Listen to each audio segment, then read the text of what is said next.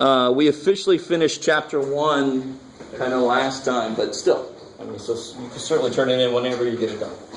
The sooner you give it to me, the more time I have to look it over, put notes down, give it back to you. Cool. Of course, if you're online, do it as you can. Somebody asked me about the fact that there's the due date online is the test date, because that's the due date for people with a textbook, but the same rule of thumb goes. You should be done with something by 2 classes after I finish lecturing over it. If you're not, you're behind. You need to kind of speed up and get caught back up. You guys semi with me? All right, good. So let's get back into chapter 2, and let me ask you a couple questions real quick to get back into this.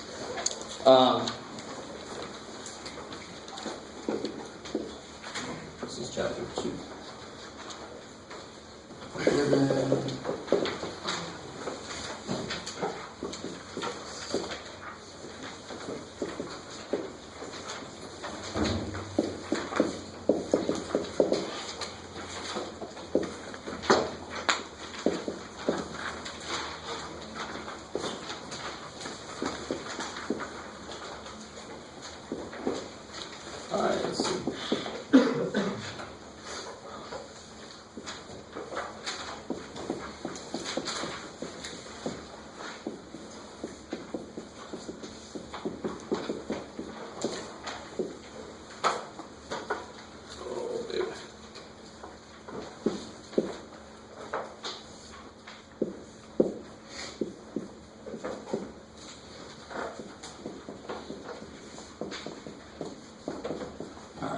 Do what you can on those 5 questions. So they're related back up to those 2 functions up there. First one, what is H H? is H. Okay. Just like A is A.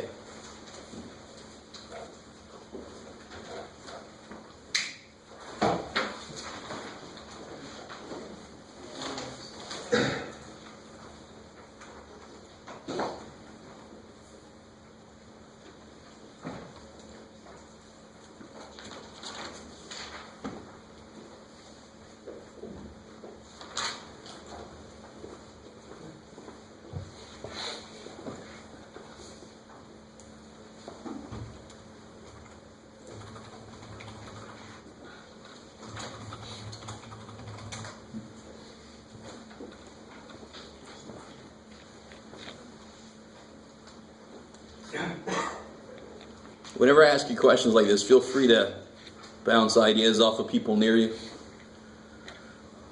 Or not, either way.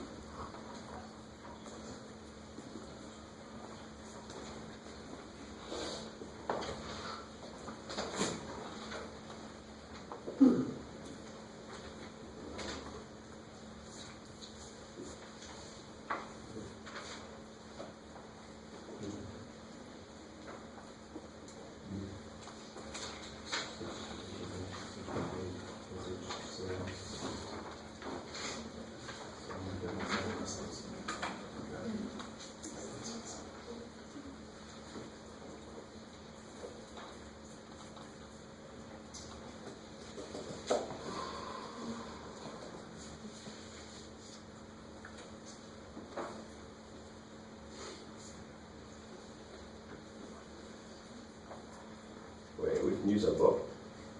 Yeah, it's not a quiz.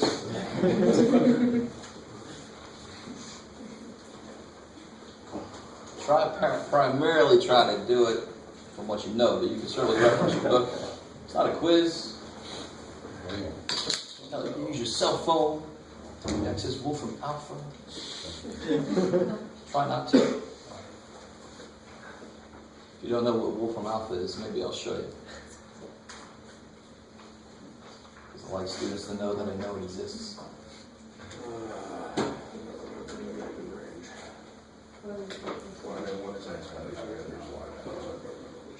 There we go. Domain is yes. Domain is X. Yeah.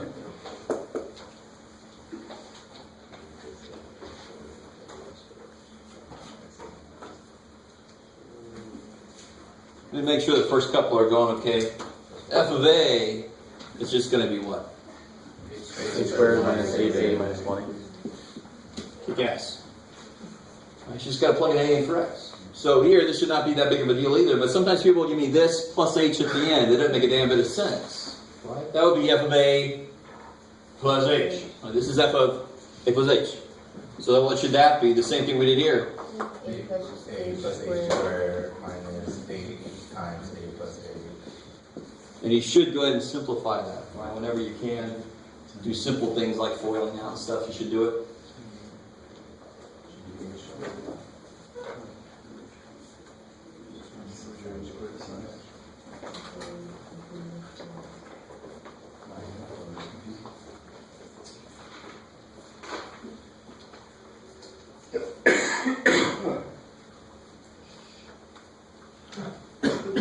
Should be 2 over 1.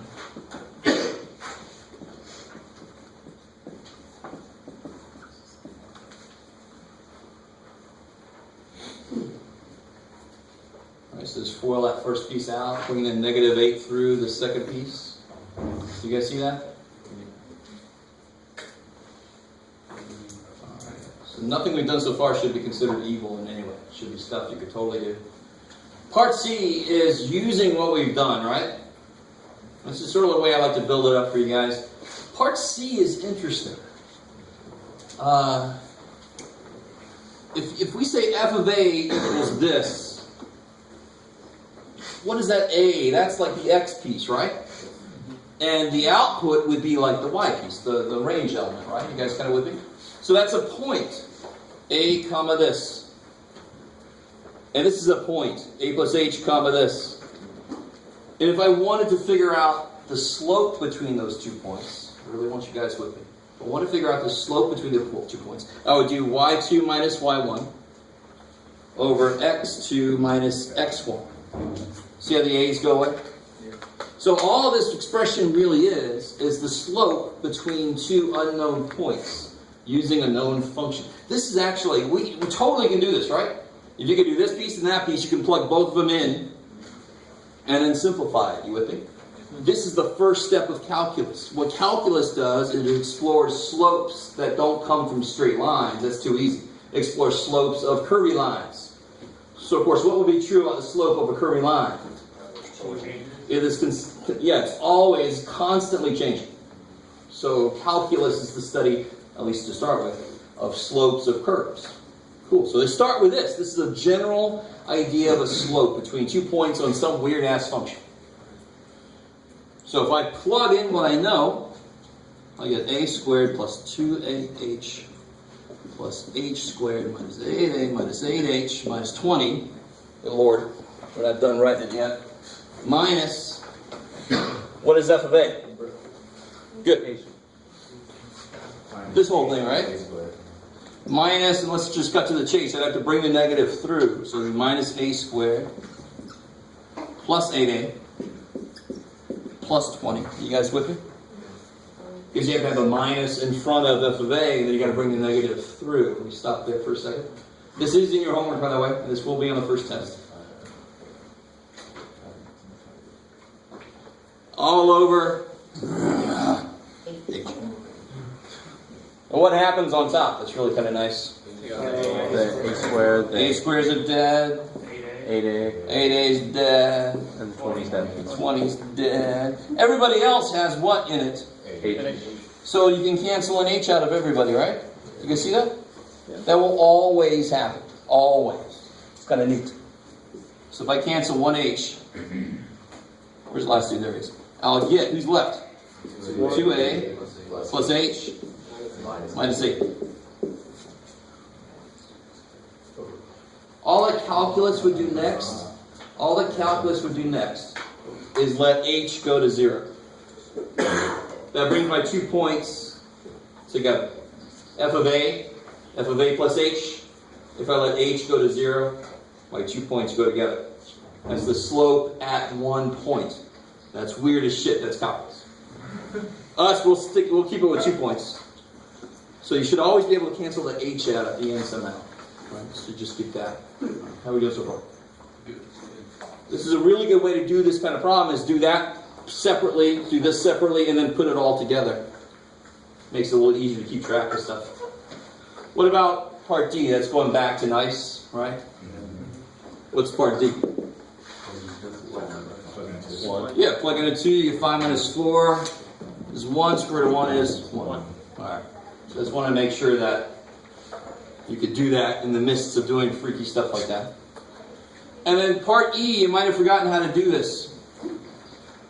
Domain references what idea, what piece of a function does domain reference? Normally the x value, whatever the input is. It could be t for time, whatever the input is, normally it's x. Cool? So domain is a collection of all the x values that you're allowed to use. Range is a collection of all the y values that actually could come out. Right? Okay, cool. So how in the world do I find the domain of this? Here's how you find the domain of anything. Say in English, what could go wrong? Where would this guy freak out? This guy would freak out if the inside was negative. So what must happen? The inside must be or 0. So another way to say it is the inside must be at least 0. You guys kind of with me? That's just in English. What the hell is supposed to happen? The inside's got to be at least 0. Then how do you translate into mathish? Greater than 0. Or greater than 0. Beautiful. What's the inside? What's the inside? No, what's inside? 5 minus 2x is inside. Right? And that's got to be at least 0. Here's the beauty. I really want you to understand what I just said. To find the domain of something, you just say in English what can or can't happen. Either what must happen or what can't happen. And then you write that in math. And then you solve it and you're done. That's almost too easy. If you let it be. So solving this, what do you get? This is less than or greater than, or less than or equal to 5 over 2. I like it, right? You subtract 5, divide by negative 2, you got to flip the sign, bam. Right? Maybe. Right. Okay, cool. Because if I gave you a problem like this, if I had a function that looked like this here, like what, Jeff? I don't know. What's the domain of this? So what can't happen? Or what do you have to force to not happen here? What It can't equal 0. Yeah, the bottom can't be 0. So the bottom can't be 0. X is all real numbers excluding 3. Or Negative. yeah, cool, right? Is that cool?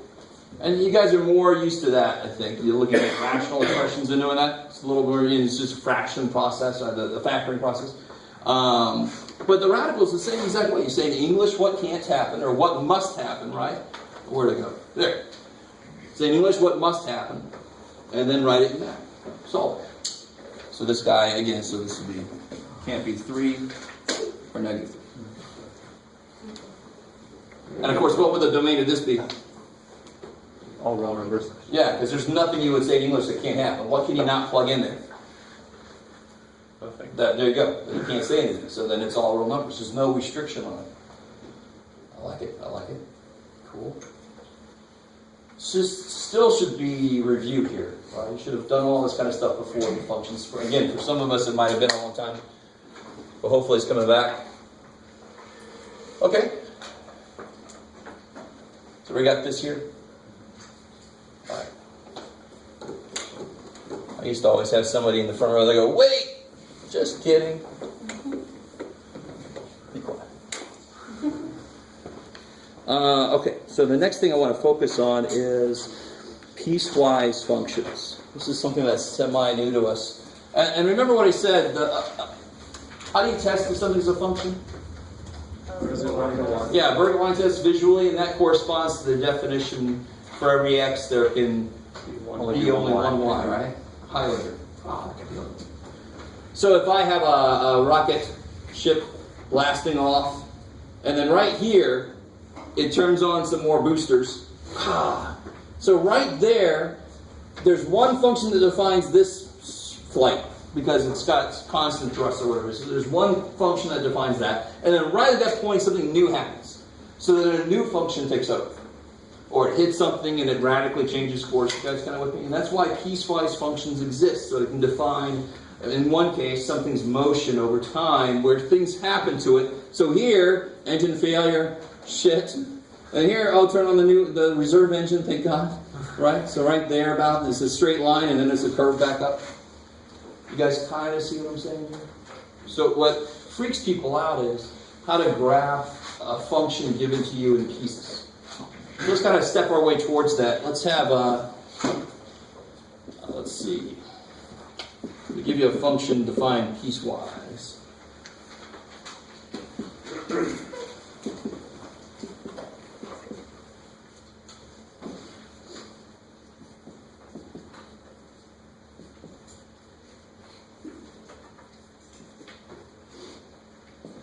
All right,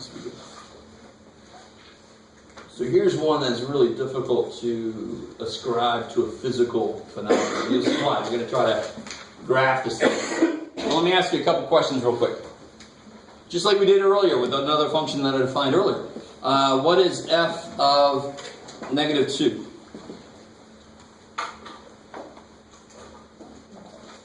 So what do you have to consider now? Whether or not it's greater than or equal to 1. Figure out which piece is valid for that question, right? So for questions that involve inputs that are less than 1, less than or equal to 1, I got to use the first guy. So this is a question about -2. So I use the first guy. And what do you get when you do that? 3. All right, nothing too groundbreaking there. And what is f of 3? 6. The second one is 6, right? Because 3 is bigger than 1, so I have to use this piece. So at 3, it would be 6. Bless you. So it's just one extra step on top of normal function analysis, right? Normally we just have one function to look at, f function, g function, whatever. But here I got 2 pieces for f, and you just got to take one extra consideration. What's my input? Which one is it valid for? So what about the freaky question that might freak you out? F of 1, this shouldn't freak you out. what's greater than neighborhood. Yeah, so what's f of 1? 0. 0.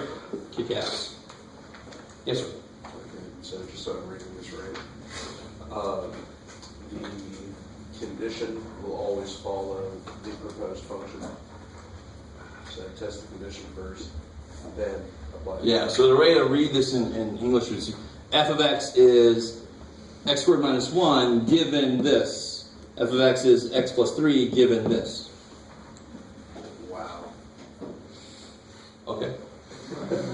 But I really wanted to start off with a reason why these exist, right? If something happens to alter my trajectory, and you've seen Apollo 13, where they're doing all the math, and they're talking about, oh, we're coming into too steep of an angle and the velocity is too high. Well, they're adjusting their equations, defining their course based on what's happened to them, right? They turn the thruster on, they got to adjust the equations. They kind of would be. And of course, when they turn the thruster on, boop, their equation has changed from what it was before. So they better change the equation if they want to make predictions. Am I going to hit that asteroid? Oh, let's change the equation and shit. And see if what's going to happen. You guys kind of with me? I mean, that's a very basic idea, but you don't see the math behind this. You kind of know that's happening, but this is the sort of basic math behind that idea. All right, so the next step on this, beyond just analyzing it, is graphing this bad boy. And the way that I suggest to do this, because a wrong answer would be this. What has somebody done there? Graph both of them. Yeah, they graphed the parabola, so x squared minus 1, that looks right, and x plus 3, that looks right, but that is not a function. You exist in 2 different places, right? Houston, we have a problem. We can see ourselves down below. This is weird. This is an episode of Star Trek or something. Time warp. All right, you guys. So it's got to be a function, right? You can't go against the vertical line test. And of course, this tells you that the parabola stops at 1, and then the straight line takes over. So the what I suggest to people is you make 2 xy tables. Right, you make a little xy table for x less than or equal to 1. put the bar like that. Yeah. So you get 1, 0, -1, for example, right? And then you make an XY table for if x is greater than 1. Now here's the weird step. You ready? Get out of there, Jeff. Now what's weird in that second dude?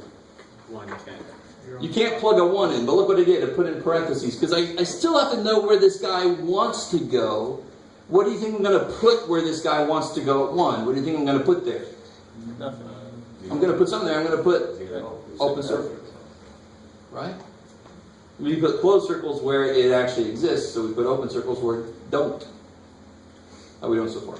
You guys open kind of circles because it could change after that and go in a different direction. Is that why? Say again? Is that open circle the reason why you're saying you leave it open? Is because at that Because the other piece might not fill it in. Right. If I would have made this x minus 1, it would have been, both of these would have been 0 at 1, and it would have filled it in. And this is why this is not something physical necessarily. It might be, well, let's graph it, and then I'll point out what physical situation this might represent. All right? Because you can't have somebody just, teleport over there, at least not yet. We've done it with individual atoms, not with entire things yet. We're getting there. We're getting there, yeah. We basically got the, Scott, we got this thing, the flip phone, which we've already passed, but we haven't got the teleportation. So if I want to graph this thing, at 1 we've got, what is it at 1? We already know it's 0. At 0, what would it be? Yeah, -1. Cool. Because we've got to use this guy as kind of what telling me. And then -1, it's going to be 0. I like it. Cool. And we can fill it in from there. We should know basically the form of this thing, so it shouldn't need a lot of points. Right? So whenever you're doing these kind of problems, if you have way too big of an XY table, I get a little concerned. You should know the basic shape of functions, so you should only need a few points to fill it in. This guy is just a line. We don't even need 3 points. But where does it want to be at 1? 4. It wants to be at 4. So I just put those in parentheses to remind me it's got to be an open circle. It's not allowed to be there. But it's where it wants to be. It sounds weird, doesn't it? The problem is, I'm allowed to plug in here 1.000000001, right? And of course, I should be getting really, really close to 4, because that's what the output would be at 1. So instead of going insane and plug it in 1.5001, I'm just going to plug a 1 in to see where it would be headed, and just put an open circle there. Yes, limits? No. We're going to barely do limit just to get people ready, because a lot of you guys are going into calculus. So when we get into the real graphing section, we'll talk about limits and introduce the notation, so that when you get to calculus, the first couple weeks aren't as freaky as it could be. I've seen the limit notation before, at least. Right. When you get there, you'll appreciate it. And at 2, it would be 5, and 3, it'll be 6, and so on. So now you can graph this bad boy. So at 1, it's 0. 0, it's -1. And at -1, it's 0. So there's my parabola. Here, at 1, it wants to be 4, but we can't let it do that. Poor little dude. Too damn bad. So we put a little open circle right there. And then at 2, it's at 5, and so forth from there. So to graph this then, it's a parabola back here. Stop. And then it's a line from there on. So if you gave me that graph, I would be pretty happy. You should identify your scale. Let me make a really big point out of this. What did I tell you the first day of class? I tried not to make it too scary. I think I said it the first day. But what I can consider pre-calculus, did I call it this yet? One of Dante's levels of hell. It's graphing hell. Right? And I don't say that to make you scared. I say that to make you realize stuff like, when I ask you a graphing question, graph something by hand, do not give me this shit. Right? I ain't nowhere. What the hell is that? No work, no scale, no points, no good. Right? It's going to make you do it over again. So if you need to, like if I were a student in my class, I would require me to have graph paper, considering how poorly I draw. Right? So if some of you guys know that you're poor drawers, you should probably go ahead and invest in some graph paper. You can print some out from the internet now. You just got to get a hold of some blank paper. You guys with me? Not everybody here should need it, but I love my anal retentive students. You guys are awesome. Some of you guys want to use colored pencils when you do this. That's awesome. I never would. I would hate to be a student. But if you want to use colored pencils in some of your graphs, kick ass. Do it. Right? If you don't, I'm okay with that because I wouldn't either. All right, is everybody cool with that? You guys see that? Does that pass the vertical line test? Hell yeah. The only possible place it would have problems is here, and it's open there, so it only goes through once, right there. Is that your 1-4 point? Where am I at? That's at 5, the open circle? Yeah, it's Oh, I went too high up. That's my bad. Shoot. pretend it's a 4. There you go. Pretend it's a 4, yeah. And when you said it kind of it's open. 2 is 5. I don't know why I went up to 1 on everything there. 2 is 5. There you go, Jeff. That's better, dude. And when you said it kind of varies, it's kind of like the idea of hitting a foul ball straight up, right? It's kind of undefined. You think the ball's going to go straight, but... Oh, I see. See, this is even worse. This says at the same instant it's here, it's already kind of like started to go from there. So it's like somebody teleported. But physically, I would say maybe this is somebody running in, and the minute this person sees them get here, they can run off. It's some kind of weird relay race. Is that what they call a jump? Yeah, this is a jump. This is a discontinuity, really. And it's a jump discontinuity. So it exists here, and then suddenly it jumps up there and keeps going, which physically is hard to pull off. Right? Okay. So that's how you deal with piecewise functions, yeah.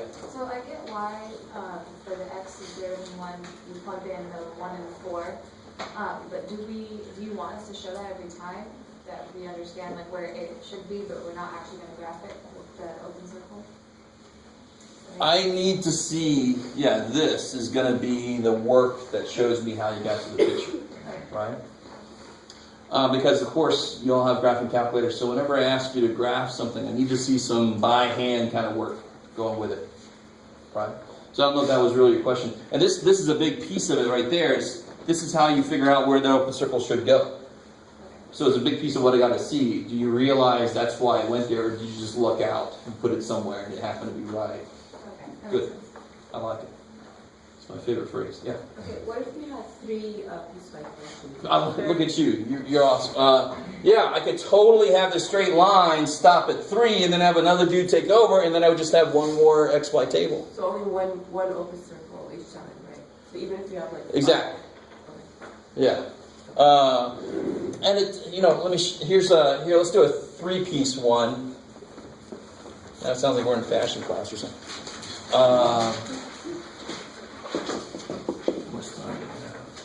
Yeah, this class flies.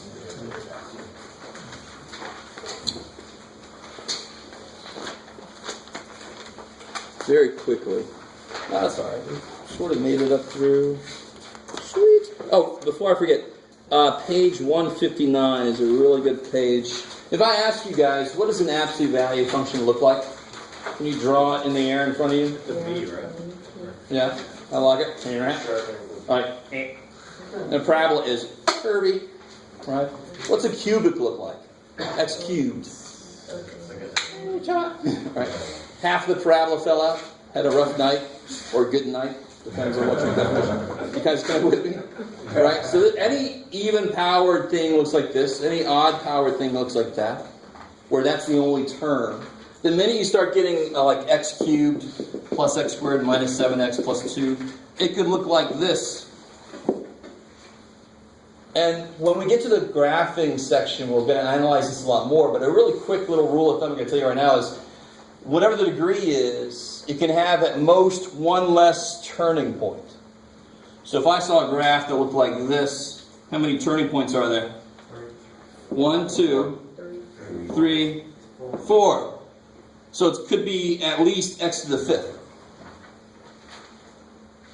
Are you guys cool with that? And we know that already. X squared, parabolas always have one turning point. And a cubic could have 2, and so forth. So you just allow more if you have a higher power. How do we know so far?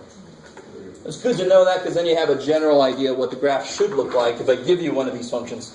So real quick, if I had a 3-way, that didn't tell me, a 3-piece, piecewise, we do like this here.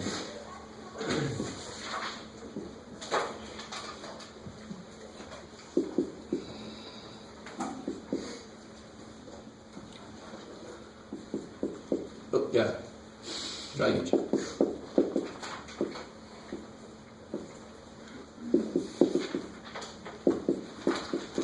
Alright.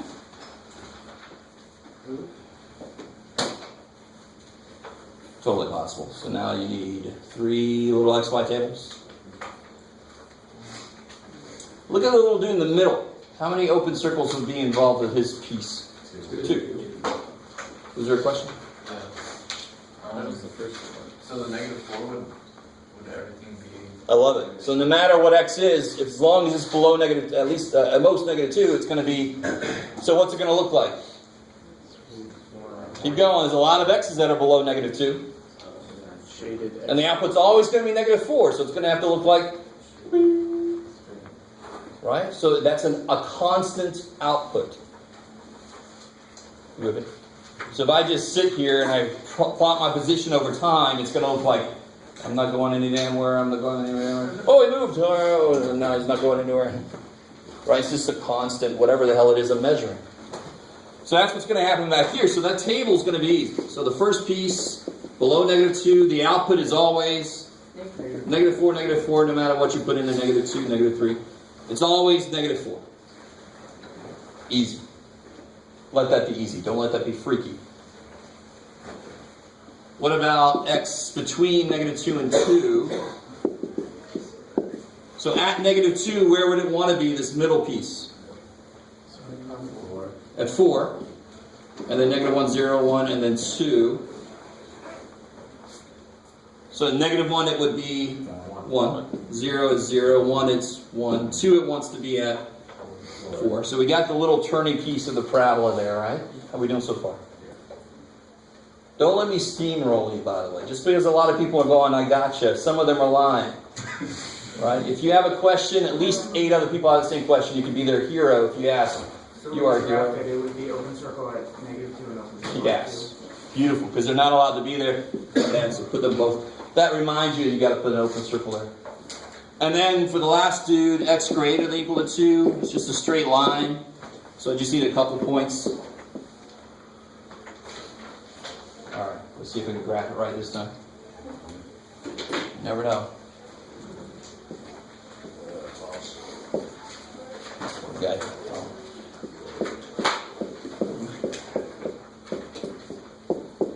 Where are we at? So, -2 is a key point.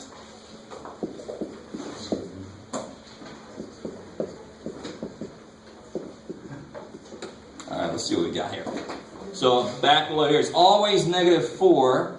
So, I left that guy off, of course. Always -4 up until -2. So, right here, it's going to stop. I could put a closed circle right there. Make it a straight line, Jeff. Wah! Shine it straight. That's horrible, man. That's even worse. So, you guys with me so far? That's the first piece. It's at -4 up until this point. Right? So it's sleeping, and then something disturbs it. Rah. So at this point, -2, it's going to be where? Open circle. Open circle? 4. Yeah, jumps way the hell up there. That's freaky. It's also my perspective. All right. And then, of course, now it's going to look like just a parabola through here. So you should be pretty good at this piece here. At 2, it's going to be open circle again. I like it. So it's going to look parabolic in here. Now, what happens now at 2? It fills it in, right?